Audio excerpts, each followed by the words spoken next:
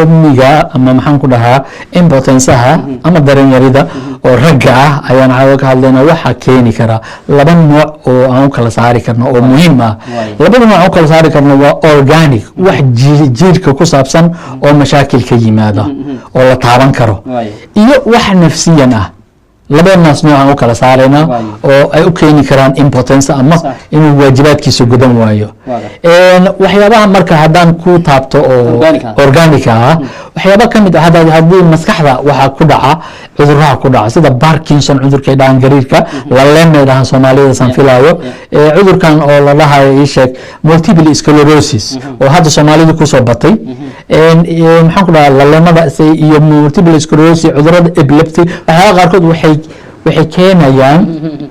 keenayaan in qofkii jamaaca uu ku adkaado uusan samayn karin xag nafsiyan ay ku timaado tan labaadna waxaa dhici karta marka qofka diabetic uu yahay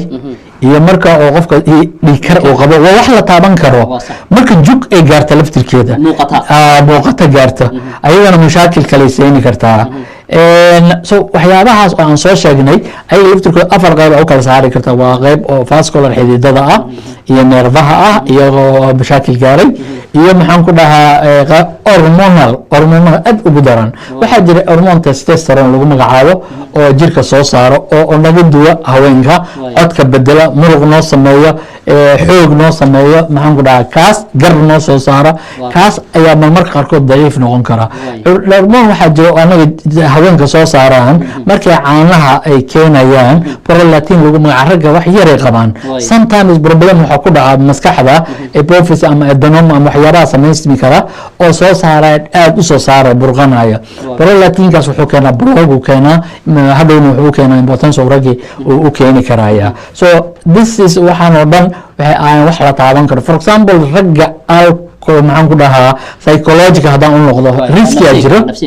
riskiya jiro horta riskiga waxyaabaha keeni karo hadduu qofka alcohol cabaaya hadduu smoker sigaar uu cabaaya hadduu obese yahay culays zaa'id ah uu qabo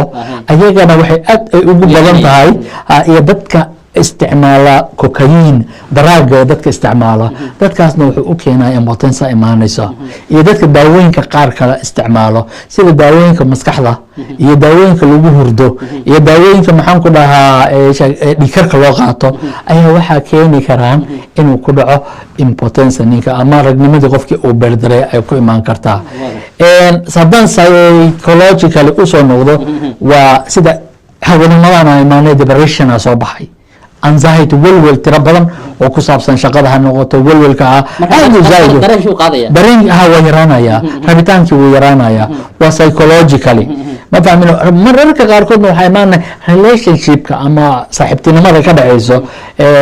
ninka ragga iyo haweeneydiisa waa muhim hadday isqalaafsan yihiin asagana waxay influence ku yeelanaysaa ninkii ragga ahaa ayay ku noqonaysaa waxay u keenaysaa inuu hamigiiba beelo uusan raja uusan u lahayn maalin walba muran iyo dood iyo dhibaata markii relationshipka uu ku imaado haddii qofka oo ragga ah yaraantiisa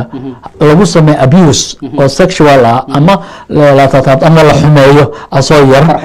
faraxumeyn lagu sameeyo dhaawacaas wuu qaadanayaa ilaa uu ka weynaado wuu wadanayaa hadhowna waa inhibition oo u imaanaya ama block u imaanaya oo wixii inuusan samayn karin ayay imaan kartaa marka qaarkood waxaa jirta dad intay iyagu iska labisan yihiin caafimaad qaba u muuqda macnaha adan waxba laga dareemi karin waxaanu ka hadlaynaa impotence wax xanuun markaa jira oo dee rabaaniyo ilaahay uu keenay una baahan ka hortagiisa iyo daaweyntiisa u baahan laakiin dad doctor waxaa jira iyagu iska caadiyo ku oranaya anigu guur iyo dee yacni inaan sameeyo jamaacis inaan sameeyo inaan dee guursado ama qof haweeney aan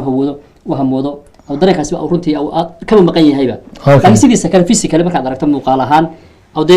أصلا ذني كان الله وحق قبائي مجرو صح إن وإحنا نشاكل أنا وحنون شراء صح على مدى اللجوء جادو قف كان حنون كان إنه شرو ما إنه بارتان كان أسميه أن دخاتير تي ده جوها عفاد أو تقومية بس سيكونوا لوجا كرجلا ما إن محمد فيصل لو وحاول نكسن قفك هدي ولبنا عون كلا صار قفك واحد على رجع هو نيدي سوي ربطها إلى الناشن فاميلي واي إسقي قمص وضع سهمي so completely همي جيا مغان مر نوع عصواي مرنا qofkii raggii wixii wuu rabaa laakiin ma gudan karo sidii loogu talagalay ama laba dhexdii ku dhammaanayaan ama wixii wuu rabaa inuu sameeyo maba samayn karo awoodii baa yar wixii inuu sameeyo wuu rabaa qaar wuu jiraa mid faysal soo dhexgelaysaa waxaa jiro rag dhaqsi imaada aana gudan karin hawsha taamkii loogu talay kaasuu ka duwan yahay xoogaa oo daawana isagana uu leeyahay marka qofka markuu isku arko mararka qaarkood xaasaska xataa way encourage gareeyaan oo geesi ka dhigaan nimanyo ma aad rabtin macnaha xoogaa bal isbaar dhakhtari wax u tag so markaas waxaan bilaabnaa oo hadduu meeshan ugu imaado xarunta in dheecaanada dhiigga iyo laga qaado in la baaro baarisa meesha ay ka bilaabanayso hadhow markii la helo wixii